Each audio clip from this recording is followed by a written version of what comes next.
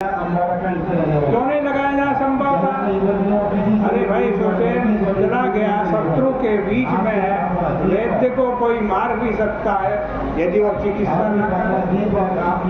लेकिन चिकित्सा का ऐसा उपाय बताया जिससे कि लक्ष्मण जी जीवित न हो पाए।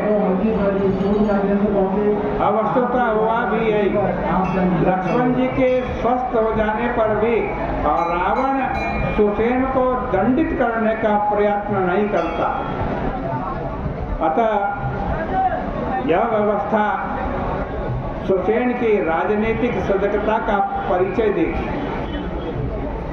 और यह तो बहिरंग दृष्टि मात्र है, अंतरंग दृष्टि से यहाँ मृत्यु और चिकित्सा के तत्व को प्रकट किया गया। देखो, औषधि और रोग में कौन शक्तिशाली? रोग बढ़ा या दवाई बढ़ी?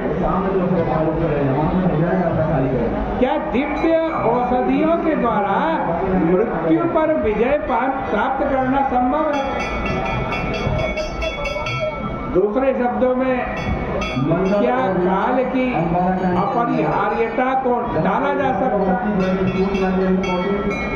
नीतिवादी मृत्यु को अपरिहार्य मानते हैं। मृत्यु ऐसी है जिसे टाला नहीं जा सकता, वो तो होनी ही है। उनकी दृष्टि में जीवन और मृत्यु प्रारब्ध से संबद्ध है, उसमें किसी भी प्रकार का परिवर्तन नहीं किया जा सकता। वे कहते हैं कि उत्कृष्ट औषधियों का प्रयोग किए जाने पर भी अनेक व्यक्तियों की मृत्यु हो जाती है। ठीक उपचार चल रहा है, फिर भी मर जाते हैं। औषधि के अभाव में भी अनेक लोग स्वस्थ हो जाते हैं। औषधि नहीं मिलती फिर भी उनका रोग ठीक हो जाता है। इसलिए औषधि या पुरुषार्थ का कोई महत्व नहीं है, किंतु यह सिद्धांत पूरी तरह सही प्रतीत नहीं होता।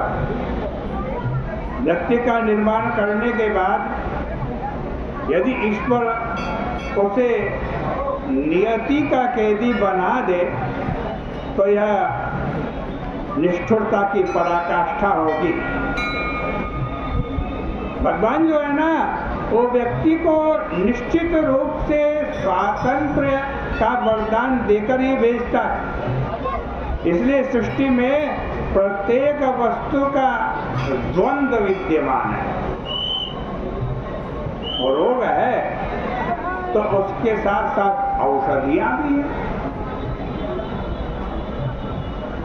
वह बात और है कि व्यक्ति समग्रता के साथ पुरुषार्थ का निर्वाह न कर सके तो औषधि काम नहीं करेगी। यदि इस समग्रता की सामर्थ्य व्यक्ति में विद्यमान होती तो उसे ईश्वर की सत्ता का भान ही न होता, क्योंकि व्यक्ति की जो सामर्थ्य है ना, उसकी एक सीमा है। एक सीमा तक उसके अंदर सामर्थ्य है। वो स्वयं को ही, यदि सामर्थ्य पूरी होती ना, तो वो स्वयं को ही ईश्वर मान बैठता। सामर्थ्य की सीमाओं के ज्ञान से ईश्वर की आवश्यकता का बोध होता है। नदी में हमें पार करना है, नदी को पार जाना है, ठीक है।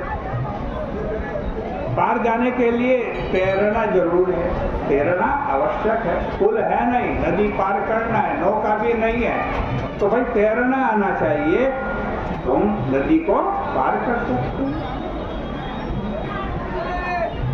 संतरण की, तैरने की कला के अभाव में व्यक्ति का डूबना अवश्यम भावी है। किंतु बड़े बड़े तैराक भी नदी में डूब जाते हैं। इनका तात्पर्य यह है कि नदी से पार पाने के लिए कुछ अन्य वस्तुओं की भी अपेक्षा है। केवल तैरने तैरने से नदी को आप पार नहीं कर सकते। यदि नदी की धारा इतनी शक्तिशाली है कि हम तैरना तो जानते हैं लेकिन धारा में फिर भी बह जाते हैं,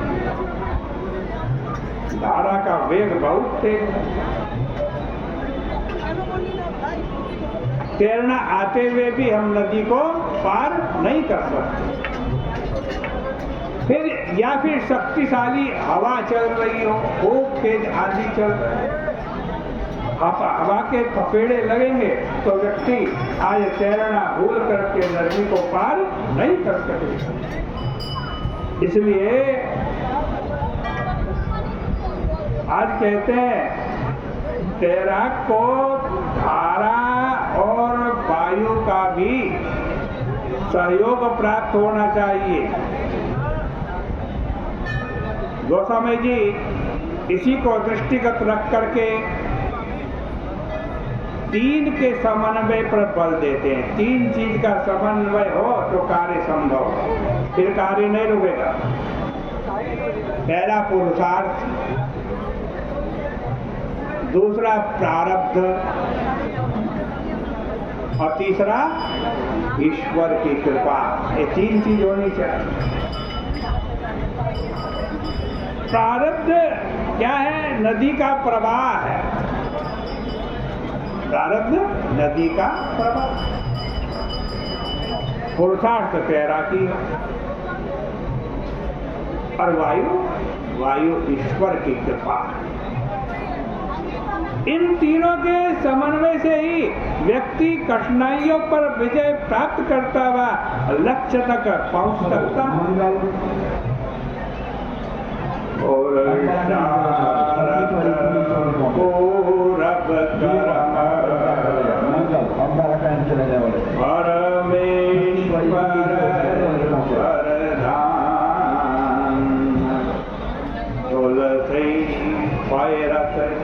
सरित जो सब ही कार्य अनुमान। लक्ष्मण जी की चिकित्सा के संबंध में भी यही तत्व सामने आता है। यही तत्व बहुधा होता यह है कि कभी व्यक्ति को उपयुक्त चिकित्सा की उपलब्धि नहीं होती है और कभी योग्य चिकित्सक मिल जाने पर भी शुद्ध औषध की उपलब्धि समस्या बन जाती है। ठीक दवाई नहीं मिलती। चिकित्सक तो ठीक है लेकिन दवाई ठीक नहीं, उसके अंदर मिलावट। योग्य से योग्य व्यक्ति भी औषध के अभाव में कुछ कर पाने में स्वयं असमर्थ हो पाता है। किंतु औषध और वैद्य ही सब कुछ नहीं है। वैद्य आया है, औषध उसने बता दी है?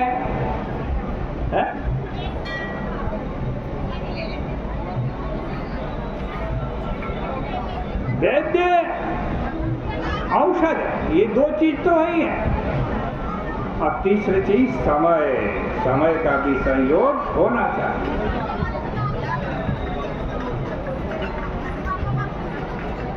तभी चिकित्सा में सफलता मिल सकती है।